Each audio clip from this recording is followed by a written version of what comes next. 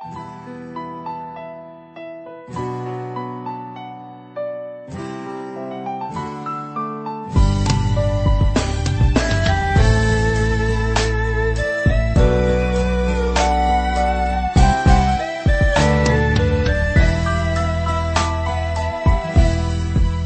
ngày ta tan vỡ anh đã cố không nhớ về em.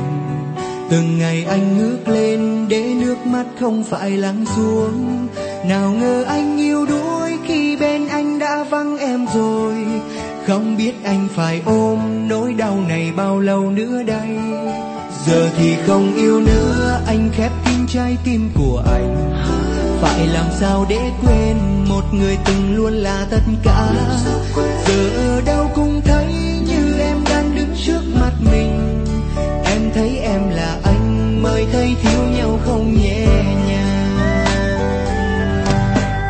Nếu như em đang là anh, em sẽ hiểu được chính anh đã yêu em, yêu như thế nào.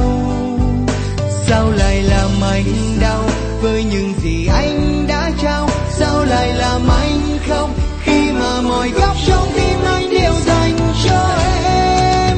Nếu như em đang là anh, em sẽ hiểu được khó khăn để quên em trong tâm trí mình. Bên cạnh là cơn đau, anh đuổi hoài sao chẳng đi. Còn hơn từ hạnh phúc, anh tìm hoài không có như lúc anh còn em.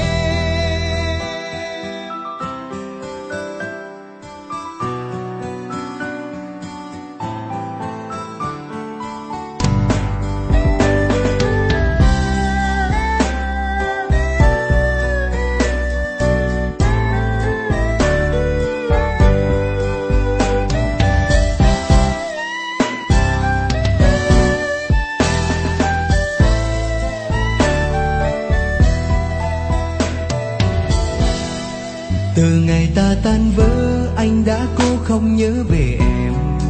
Từng ngày anh ngước lên để nước mắt không phải lắng xuống.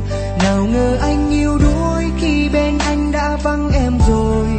Không biết anh phải ôm nỗi đau này bao lâu nữa đây.